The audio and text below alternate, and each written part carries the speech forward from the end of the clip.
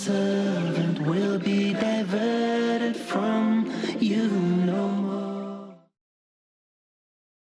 Assalamu alaikum wa rahmatullahi wa barakatuh. May Allah's peace and blessings be on each and every one of you. I'd like to welcome you, dear viewers, to another in our series, The Best of Tawheed.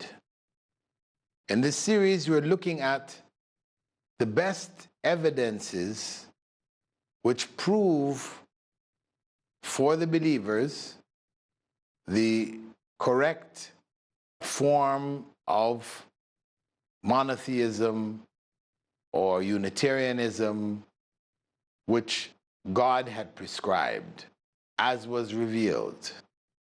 That correct form with its details are outlined in the various proofs from the Quran and from the Sunnah. So we'll be looking at, and we have been looking at, the proofs that are there which have brought us to the picture that we currently have of who Allah is, and in that way knowing we're worshiping, in fact, Allah and not something besides Him or instead of Him that we have been deluded into thinking is actually Allah. Because we have so many people in the world today who are worshiping human beings, animals, stones, trees, stars, whatever. We're worshiping objects from creation, believing that in doing so they're actually worshiping Allah. So in our previous episodes, we looked at the technical definition of what contradicts it. Then we looked at examples from the common practice among people of acts and beliefs which violate the basic, authentic view of Allah's unique oneness. Among them, we looked at charms, amulets, and omens. Then we looked also at fortune-telling, and we looked at astrology, a part of fortune-telling, but something that has also taken on its own life. And then we went into magic. And from magic, we also went into spirit possession and issues related to it, connected to it. All of that is from the area of Tawheed, or maintaining Allah's unity in His dominion. Rububiyyah, Allah being the Rabb, creator, sustainer, who maintains the whole universe. The question is there anyone or anything in creation which has the power to bring good or to prevent evil besides Allah? No. That is the basic Islamic belief. It is only Allah. Allah is in control of everything. La hawla wa la quwwata illa billah. There is no movement, nor power, except by the permission of Allah. The Prophet used to make that dua often. It's one of his favorite duas or supplications. La hawla wa la quwwata illa billah. There is no movement, no power, except by the permission of Allah. Nothing happens in the universe. So, given that reality, anything or any concept which gives Allah's creation the ability to bring good and prevent evil, then we look at that as having violated the basic concept of maintaining Allah's unity with regards to His dominion. We went on to look now at another area wherein violation takes place. It's common around the world. And that is in the area of Allah's attributes, which are unique to Him and should not be shared with His creatures, nor should He be given human attributes. And from that, We are currently looking at Allah's transcendence. It's a particular attribute, al-ulu, and the names that are connected to it, al-ali. But it should also be noted that, as we mentioned earlier, in this area of Allah's names and attributes, people have gone astray in modern philosophies by giving Allah's attributes to His creation. And that's the common defense of atheism in our time, where they conceive of and promote the idea that the world is without beginning. Because once they've denied God, then the issue of how did everything start can only be escaped by saying it has no beginning. It has always been that way. Of course, that goes against common sense. Everything has a beginning. We see it in this world. Everything has a beginning. Every created object has a beginning in time. There's a time when it didn't exist and a time when it now exists. All the different systems that are running, there was something to start it all in motion. Without that first jump start, we wouldn't have anything that we have around today. That's common sense. Anyway, the point is that those who have given the attribute of eternity, of being eternal, to matter, to the world, that has been their way to escape the challenges to atheism.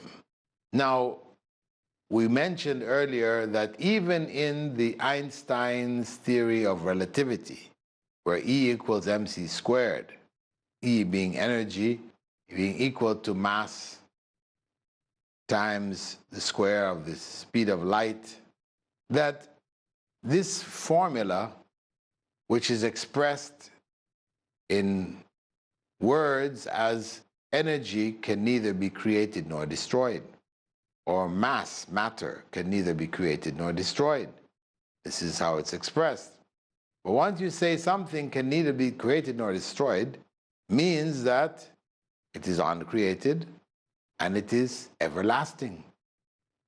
But only Allah is uncreated and everlasting, without beginning or end. So once we attribute that to matter, nature, then we have given the attributes of Allah to His creation. Now, of course, when you give these attributes to matter, you don't think in terms of, well, what does matter want from me? What should I have to do since I was created by matter, from matter and by matter? Well, you don't ask these questions, Whereas once you think of a personal God, a God who is the creator, then you have to think now, well, what does the creator want from me? What am I obliged to do here? If he created the world, he has a plan. How do I fit into that plan? These are the questions that come up. But when one denies God's existence, then these are no longer questions. They're just accidents. Whatever is there is all by accident, as they claim it. So, one of the other areas of Allah's attributes that we are focusing on in this series is that of Allah's transcendence, His ulu, being transcended, being above and beyond His creation. And in our previous episode, we looked at the implications of this belief, which becomes a defense for idolatry. And we went on to look at how this belief could be rejected, what is the evidence or proof against it. And though we did look at a particular hadith which addressed the topic, we began to look at the proofs against it from, first, the natural perspective. Human nature, children, rejecting the idea of Allah being everywhere, because it means that Allah has to be in filth. Then we looked at the proof from prayer. You could say it's also a sort of a natural proof, in that we're not allowed to pray to idols or to any aspect of creation. That is indicative that Allah is not within His creation. Then furthermore, we went on to look at the issue of praying to the Kaaba, in the direction of the Kaaba. Are we worshiping the Kaaba, as many people think, mistakenly? No, we're not. Praying in the direction of the Kaaba is only a means to organize our prayers in congregation. When we're praying together, we have a unified direction in which we pray. We pray as one body, one unit. Moving on past the natural proof and the prayer proof, we can move on to what may be called the Mi'raj proof. The Mi'raj. This is the ascension into the heavens, up through the heavens, till the Prophet Muhammad ﷺ reached the last of the heavens, above which was the footstool, the throne of Allah, and Allah was above that. This is the reality of this world. Most people don't get the opportunity. Prophets have been given the opportunity to ascend into the heavens and to see the world from that perspective. It happened with Prophet Muhammad, may God's peace and blessings be upon him. And during that ascension into the heavens, we know that he spoke also in the seventh heaven. He spoke directly with Allah. If we consider that this Mi'raj, this ascension into the heavens, was one in which the Prophet ﷺ left the material world and went into the world of the heavens, where he met prophets. He met Prophet Moses, he had discussions with him, etc. This process of going up into the heavens till he reached the highest point, above which was the kursi, the footstool, and along with it, the throne, Allah's throne. All of that is beyond the seventh heaven. And the Prophet ﷺ went up to it. So, were Allah everywhere and in everything, there would have been no need to have the Prophet ﷺ ascend into heaven. All of that could have taken place right on earth. But that's not the case. Allah did not have it happen like that. So, in the process of the Mi'raj itself, there is evidence, indirect evidence, that Allah is above His creation. And this is the point that we need to be clear on as we look at each and every evidence to that effect. We're going to take a break now and continue after the break to look at various proofs that show without a shadow of a doubt that Allah subhanahu wa ta'ala is above and beyond His creation and not caught up inside of His creation. With that, we're going to take a brief break, and I will see you after the break.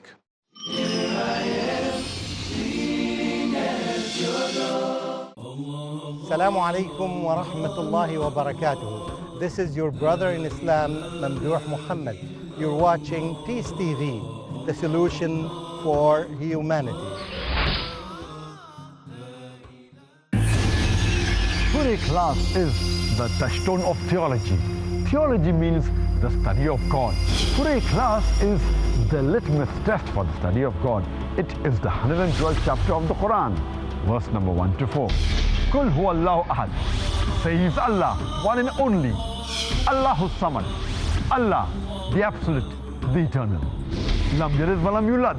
He begets not, nor is he begotten. وَلَمْ يَكُنْ لَهُ كُفُوًا أَحَدٌ. There is nothing like unto him. It's mentioned in Sahih al-Bukhari, volume 6, Book of Virtues of the Quran, Hadith number 5013. Prophet Muhammad, peace be upon him, said, Surah Ikhlas is equal to the 1/3 of the Quran. There are 4 criteria for the verification of the true God. The first is Ahad, the one and only. The second is As-Samad, the absolute, the eternal. The third is Lam Yalid wa Lam Yulad, he begets not, nor is he begotten. The fourth is Walam yakul lahu kufuwan ahad, there is nothing like unto him. Verify today whether the God you are worshipping is true or not with the help of Surah Ikhlas, the touchstone of theology. Say indeed, my prayers, my sacrifice, my life and my death are all for Allah, sustainer of the world.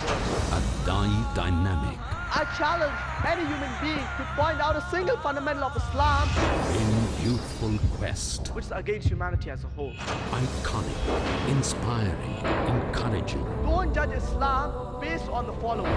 Farik Naik. Judge Islam based on the authentic sources, that's the glorious Quran and the authentic Hadith. Son of the world-famous orator on Islam and comparative religion, Dr. Zakir Naik. Allah subhanahu wa ta'ala is giving us an opportunity to do a prophet job and to earn a prophet's reward. A star above par in Teens Star. Next on Peace TV.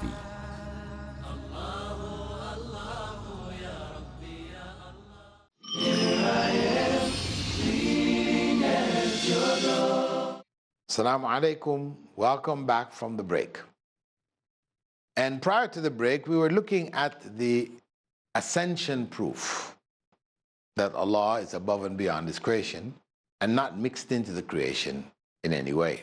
And we said that that represents, from the Prophet ﷺ's experience in going into the heavens, ascending into the heavens, that this whole process was going above and beyond the existing creation and up to the highest point outside and beyond the creation, which is that of the footstool of Allah subhanahu wa ta'ala, His throne. It is going up to that base above the 7th heaven. So that contained in it indirect proof that Allah is not everywhere. Otherwise, that whole process could have happened in His room in Mecca. He didn't need to go on this journey and ascend up into the heavens to experience what He experienced. It's not really necessary. So Allah subhanahu wa ta'ala had it happen that way and left it as a proof to those who would come after that He Himself was not inside of His creation. Because other religious groups who may have texts similar to the Quranic texts and the hadith of the Prophet ﷺ, yet they maintain this idea of Allah being everywhere and in everything, though it goes against the fundamental teachings of what they're supposed to believe in. And the evidences are not in favor of Allah being everywhere and in everything. However, we will continue to look at other proofs which show and indicate clearly that Allah is above His creation. Among the other proofs is what may be called the Quranic proof. The proof from the verses in the Quran where Allah speaks about Himself being above and beyond the creation. Either Allah refers to His angels rising up to Him, as in verse 4 of Surah Al-Ma'arij, 70th chapter, verse 4. Allah says there, تَعْرُجُ الْمَلَائِكَةُ وَالرُّوحُ إِلَيْهِ فِي يَوْمٍ كَانَ مِقْدَارُهُ 50,000 سَنَةً. The angels and the Spirit, that's Gabriel, ascend up to him in a day whose length is like 50,000 of your years, 50,000 years. In another verse, in Surah Fatir, that's the 35th chapter, verse 10, Allah there says, إِلَيْهِ يَصْعَدُ الْكَلِمُ الطَّيِّبُ. Everything good, it's going up to him, not going in this world parallel. There's no need to go up, because if Allah is everywhere and in everything, then it can be just transferred directly. We also have in verse 36-37 of Surah Ghafir, where Pharaoh himself asks his people, or demands of his people, to make a huge building which would take him up into the heavens and be able to communicate with God, because he had already declared himself to be God. Ana rabbukumul a'la, as he said, I am your Lord on high. But notice even in that verse, he says, I'm your Lord on high, not your Lord in the world. He's expressing the natural belief that the Lord must be on high, must be beyond this world, higher than this world. So he wanted the building of this structure which would take him up to the heavens, and so he could be able to converse with the God of Moses, argue things out with him or whatever as he saw it. So what we find is that Pharaoh instructs Haman and says, وَقَالَ فِرْعَوْنُ يَا هَامَانُ ابْنِ لِي صَرْحًا لَعَلِّي أَبْلُغُ الْأَسْبَابَ أَسْبَابَ السَّمَاوَاتِ فَأَطَّلِعَ إِلَى إِلَهِ مُوسَى وَإِنِّي لَأَظُنُّهُ كَاذِبًا. Pharaoh said, O Haman, build a lofty place for me, that I may attain the ways, find through it ways to get to what? The ways of reaching the heavens, for me to behold the God of Moses, for I certainly believe he's a liar. So he instructed them to build this massive structure going up into the heavens, which would pave the way for him to go and have a look at the God of Moses, which he believes he was not going to find when he goes up there. Then, of course, we have the names where Allah is referred to. One of his names is Al-Ali and Al-A'la, both of which mean the highest, above which there is nothing. So Allah refers to himself using these names, which indicate that he is in fact above and beyond his creation. And we have verses where he actually states that he is above. For example, in Surah Al-An'am, that's the 6th chapter, verse 18, and also verse 61 is repeated. وَهُوَ الْقَاهِرُ فَوْقَ عِبَادِهِ. He is the irresistible above his worshippers. Also, we have another verse which describes the believers as worshiping their Lord out of fear, worshiping their Lord who is above them. يَخَافُونَ رَبَّهُمْ مِنْ فَوْقِهِمْ. Those who fear their Lord who is above them. So we have a number of verses in the Quran which indicate that Allah, most great and glorious, is in fact above his creation, above and beyond his creation. And understand then that Allah is beyond this creation. So it's not just simply above, but above and beyond. So with that, we're coming to a close for this episode which is from the series, The Best of Tawheed. And we will continue to look at the evidences in the coming episode. We're looking at the hadithic evidence, and also we have logical proof, we'll be looking at these to further establish the correctness of the belief that Allah is above and beyond His creation and not a part and parcel of it, found everywhere and in everything. With that, dear viewers, we'd like to thank you for being with us in this segment of our program.